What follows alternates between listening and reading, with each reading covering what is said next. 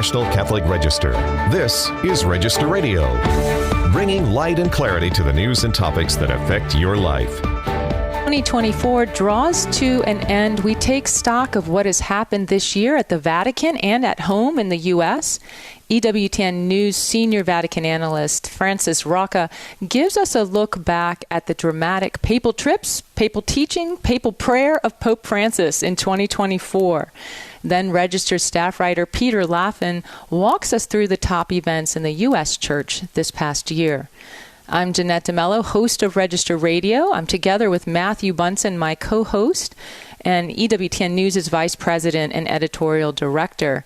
The National Catholic Register's editor-in-chief, Shannon Mullen, joins us as well. So the Pope celebrated his 88th birthday a couple weeks ago. He's the oldest Pope in modern history. EWTN News' senior Vatican analyst, Frank Rocca, wrote a column in advance of the Pope's birthday. He joins us now. Hi, Frank. With you. Frank, so you wrote about how the recent popes have handled what you call the increased burden of age. They've all handled it a little differently. How has Pope Francis handled it compared to his predecessors? Well, I just wanted to note that the reason I chose that phrase is it comes from a Latin phrase, in gravescens aetas, and I quote that not to be pretentious, but because the Second Vatican Council used those exact words when it said that bishops should resign when they're no longer able to fulfill their duties, and then Paul VI used that as the title of a document in which he limited cardinals to voting at the age of 80, and then Pope Benedict XVI used the same expression when he resigned, and he said he could no longer do it. So it's fair to assume that he was linking this. This is a new way of thinking about episcopal leadership or hierarchical leadership in the church. So, we know that Pope Paul VI, Pope John Paul II, and also Pope Francis, we don't know if Benedict did this, but he maybe as well, all left instructions of what to do if they were no longer capable, sort of preemptively resigning, but only Benedict resigned. John Paul II, as we know, soldiered on, even though he was very, very ill and very, very visibly ill for years toward the end. And Pope Francis has been continuing, despite his debilities, despite his basically inability to walk and so forth. Benedict chose another path. Benedict chose to step down almost 10 years before he died because he felt he could no longer do it. So there's a difference in approach. Yeah, Frank, there's a fascinating paradoxical aspect to the way the church handles age. Of course, as the church, we stress the dignity, respect, and wisdom of years, but there are also age limits obviously set on cardinals and bishops, as we were just talking, but notably not on pontiffs. So how do we make sense of this? But also, with Francis, as we're talking about his health, is there any indication at all that this is someone who could potentially resign? But let's look at the broader question of how he's doing and how his health is. Well, to take the second part of that first, yeah, I think, he has said in the past that Pope Benedict opened the door to resignation and that he would do the same thing if he ever felt unable. But he's also said several times that he doesn't have any intention to do so. He said it earlier this year. And I think the reason I don't think he will, famous last words, but the reason I don't think he will anytime soon is because he seems to enjoy the job too much. I mean, Benedict, clearly the papacy was a burden for him. He did it out of a sense of duty. It was a sense of duty, but whereas I think Francis enjoys being Pope. He enjoys being a leader in this way. So I think even though he's got all these problems, and it's obviously just uncomfortable for him, I don't think he will. As for why there is a retirement age for bishops and for cardinals, but not for popes, I think it's because of the constitution of the church. The Pope, according to canon law, possesses supreme, full, immediate, and universal ordinary power in the church. No one can force him to do anything. So I think if Francis, for example, or his successor were to say, popes must resign at 85 or at 90 or whatever, well, that's nothing more than a suggestion. They could have a certain persuasive power, but it won't. It can't bind anyone. The same goes, by the way, for the suggestions that there should be legislation to govern what what retired popes should do, whether or not they should wear white or whether or not. And the only person who can do that is the successor of a future retired pope, or a future retired pope himself by setting a model. But it will always only be kind of a suggestion for the future, because popes, by definition, can't be bound by this sort of thing. Yeah, I always loved that aspect in canon law that when a pope resigns, it isn't as though the cardinals accept it. It simply happens by force of his own law. So clearly, to your point, the popes really do exercise that authority. Now, Francis, of course, despite these health problems, has soldiered on with these international trips, and he's had some pretty remarkable trips this year. Let's talk about that. Yeah, he took the longest trip of his pontificate, really harking back to the days of John Paul, when John Paul would take these marathon trips. Francis was gone for 11 days, or 11 or 12, depending on how you count it, in Asia and Oceania, and he went to, and it was an endurance test for, we know from our colleagues who accompanied him as journalists, but it was a tough trip. So he's showing, I think, very clearly that he's still in the game, so to speak. And then, of course, he took 2 other trips. He went to Belgium, a briefer trip, but still. And then he took a very short trip a few days ago to by the middle of the month to Corsica for a day. Frank, in the most recent issue, the December 29th print edition of the Register, you wrote sort of a wrap-up of the year for the Vatican and for Pope Francis. And you wrote about how you saw him really reinforcing some familiar themes of his pontificate. Can you tell us a little bit about what those themes are? Well, I think that if you had to pick one word, you could say ferment is the way he likes to generate ferment and discussion, and I think one of the ways he does that is through what you could call strategic ambiguity. I mean, he for example, the year began with the debate over the same-sex blessing, the blessings for same-sex couples that was permitted in Fiducia Supplicans, which came out at the end of the previous year, and so there was a great deal of debate on that. And when the African bishops protested, he allowed them to prohibit those blessings in Africa. Then later on in the year, he basically played down the significance of the document and said that it was only blessings for individuals. But the document itself talks about couples. So the whole thing remains kind of a question mark. And certainly along the way, he generated a lot of debate. Same thing on women's ordination. He said, kind of surprised everyone, because this has been a question throughout his pontificate: can women be ordained to the diaconate? And he said he's formed 3 separate bodies to study the question. And then in an interview in the spring with with CBS News of the United States, he said, "Well, no, they can't be ordained. They can be deacons, maybe in some form, deaconesses or something, but they can't be ordained." Wow! But then later in the year, he accepted as part of his teaching final synodal document that said that that's an open question and it still needs to be discerned. So again, these questions sort of go up in the air, and people think they have a final answer, but then they realize they don't exactly, and the debate goes on. So I think that that epitomizes a wider trend in his pontificate with the synods, for example, to set the table with all kinds of different provocative topics of discussion, but not reach a final conclusion on a lot of them. Frank, speaking of Fiducia Supplicans, so the year 2024 really began in that ferment, as you're describing it, because it was just a couple of weeks before that, on December 18th, that Fiducia Supplicans was released. And there was a lot, as the year began, I think, Matthew, also, I think we were bracing for a lot of division and a lot of, there was even talk and articles about schism and so forth. Matt McDonald of the Register recently reached out to all the dioceses in the U.S. to ask them about what the impact has been, and it was a big zero, really. With few exceptions, there doesn't seem to be any real, a lot of activity on same-sex blessings in the United States. At least it's not reaching the bishops. Does that surprise you, Matthew and Frank? And why do you think that's the case? Go ahead, Frank. Do you want me to answer or Matthew? Sorry. Yeah, go ahead, Frank. Well, it surprised me. I would have, only a little while ago, we would have thought that would have been an earthquake.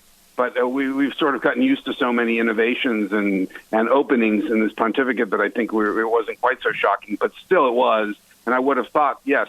But I think looking back, I think I understand why. I think for those people who are progressives in the church, who think that the church's teaching on sexuality needs to be revised or reinterpreted or something, this is a really, really, really small concession. It's just, if you listen to the people in Germany who are involved with the synodal path, who are the sort of the vanguard of progressivism in the church, they're insulted by the idea of blessing. They want marriage. They want same-sex marriage, right? Just as they think the women deacons is only at best a stepping stone to women's ordination to priesthood or the episcopate. So for them, this is like, come on, this is. And in fact, Cardinal Fernandez, the head of the dicastery, the doctrinal dicastery, gave an example of a blessing that almost sounded like a rebuke, where it said, help free this couple, something, I'm paraphrasing, but help free this couple from anything that stands in the way of their holiness or something. It didn't sound like a celebration.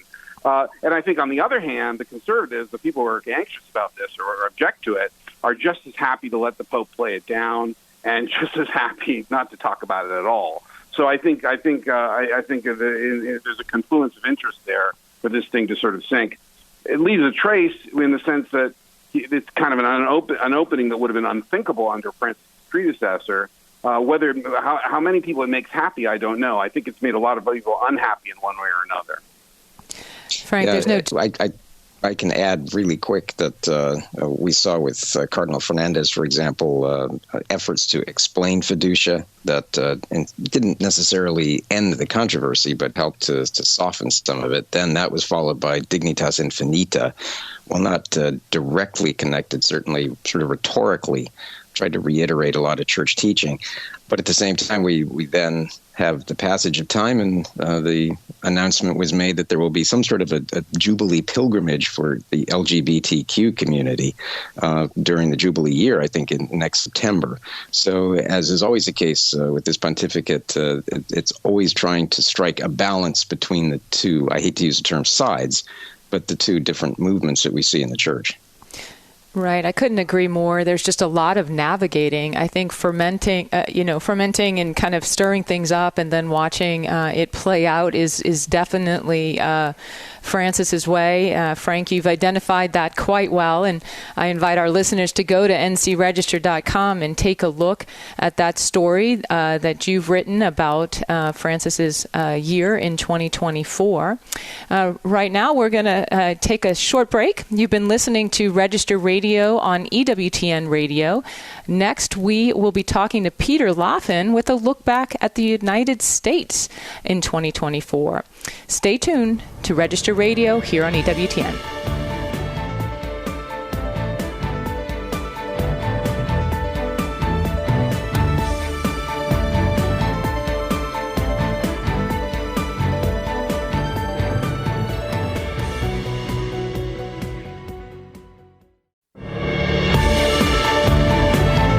Let's return to Register Radio on EWTN.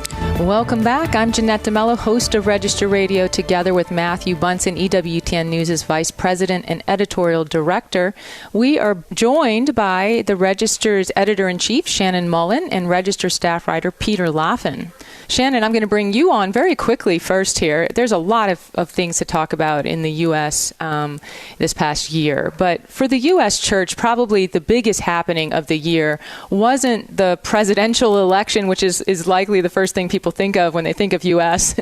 It was the Eucharistic Congress, right? Yes. The Register and its year-end issue has named Eucharistic Revival as the story of the year. And there's a couple of reasons we did that.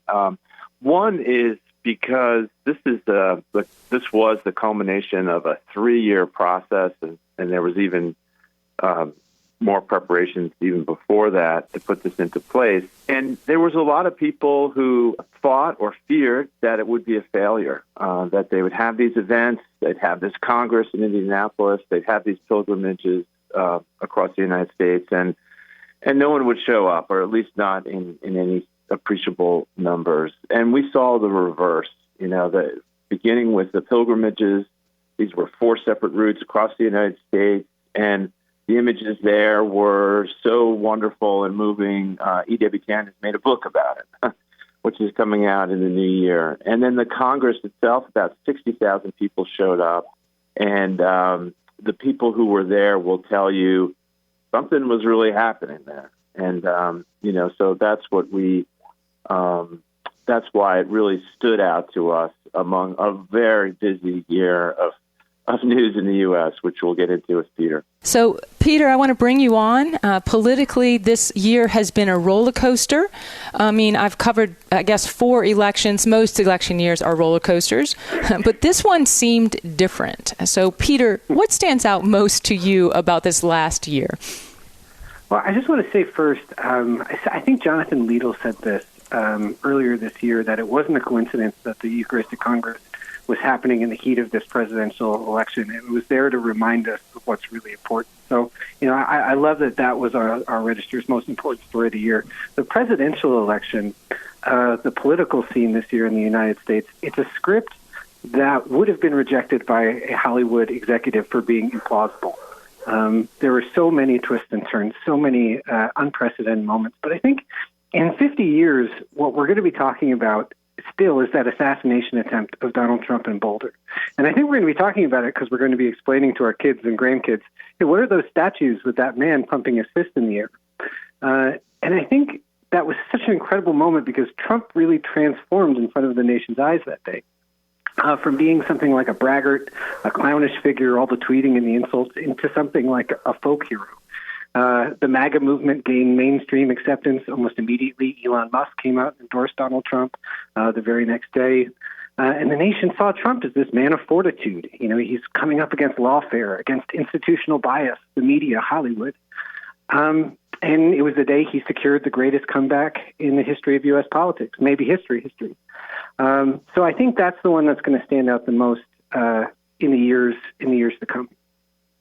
Hey, Peter, about that, I mean, one of the nice year-end features the Register has is we go back to our writers and we ask them, what was your favorite story of the year? And it's often surprising. It's not what I would have thought or what I would have picked. Tell us what your favorite story was and why that made such a big impression on you. So it was that day in Butler, and because I can never get out of my head that the image, the 3D image of Trump turning his head slightly at the last moment to evade the bullet. I still think our national consciousness hasn't processed this. And for me, it was like, wow, I've never seen the hand of God so explicitly moving in history. I don't think we understand what the implications would have been had that bullet just been a centimeter to the side, or had he not turned his head at that last moment. Would there have been an election at all? Would we have broken out into conflict or something like a violent series of, one side hits the other and the other side hits back?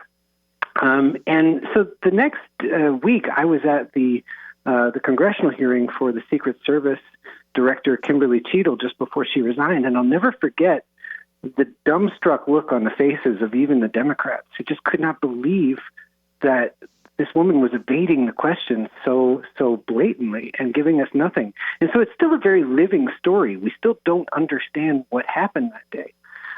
But I do think we understand pretty clearly that is what catapulted Trump into some sort of a higher. He's a greater figure now because of that. And I think that's what ultimately catapulted him to the presidency. Talking about the campaign, this was also the election year that abortion was supposed to carry the Democrats to a sweeping victory. Why did that strategy, especially for the Harris campaign, seem to fail in rather spectacular fashion? Oh, it did fail in very spectacular fashion. And I was there at the Democratic National Convention, and abortion was what was on everyone's lips. I also think we'll never forget the fact that at the 2024 Democratic Convention, there was an abortion van outside of the hall where they were performing free abortions and vasectomies for whoever wanted. I think the reason that it failed, Matthew, is because I don't think the Democratic Party adjusted to being in the post-Dobbs era correctly. I don't think they ever made the connection for voters here is what we can do if we have the presidency in order to establish abortion rights. I think there was a lot of cognitive dissonance because we also saw on state ballots, that issue is being voted on directly by the voters. So I don't think they ever made the case, here is what Kamala Harris can do for this. And also it just ended up not driving voters this year.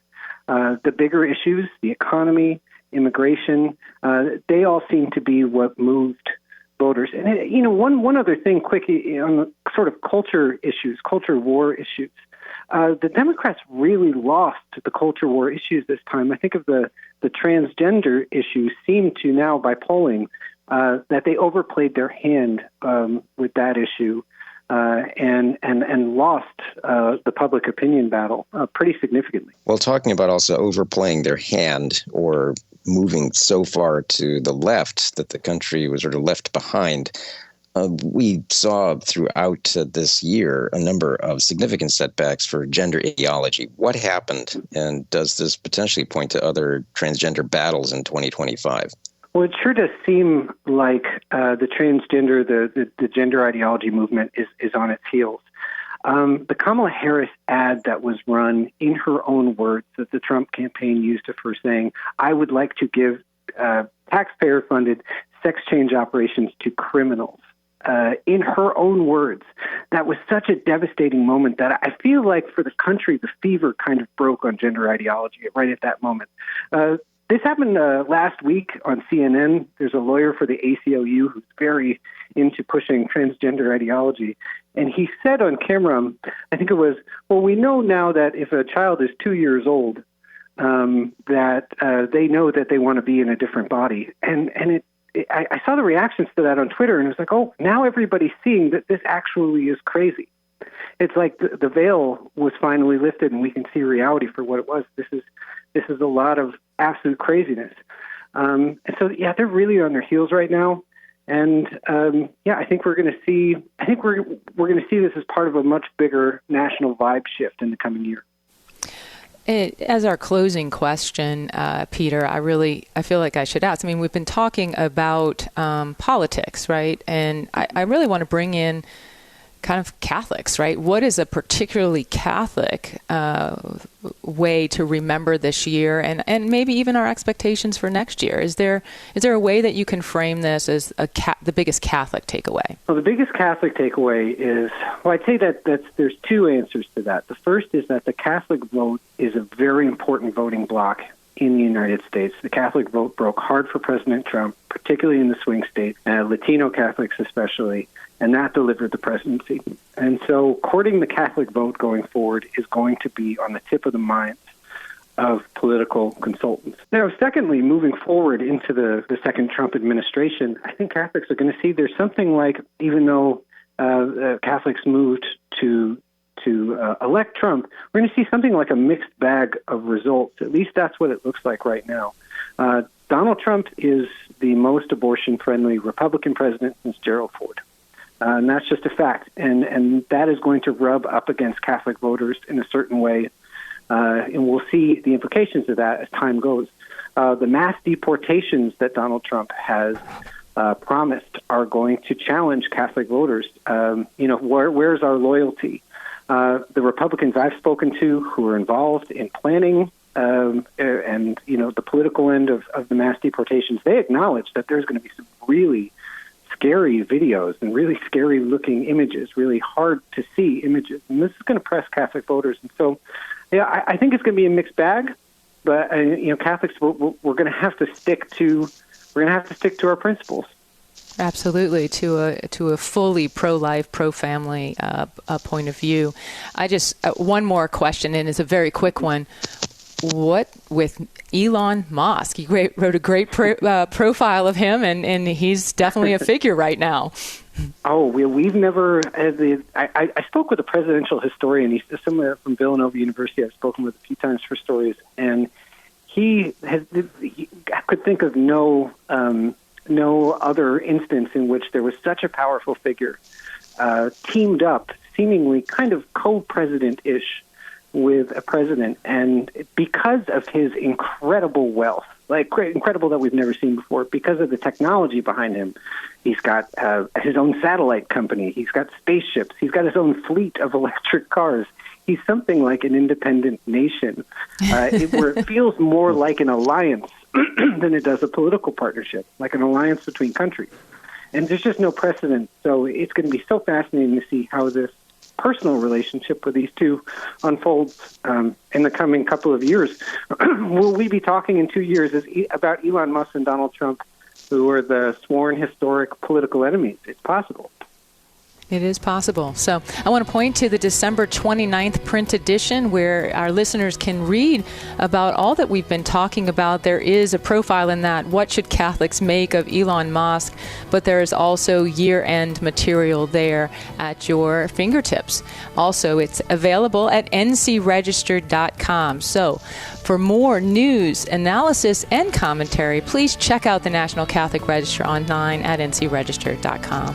As always, thanks for joining us here on Register Radio on EWTN. Until next week, on behalf of my producer, Rich Jesse, myself, Jeanette DeMello, my co-host, Matthew Bunson, as well as Shannon Mullen, we wish you a happy new year.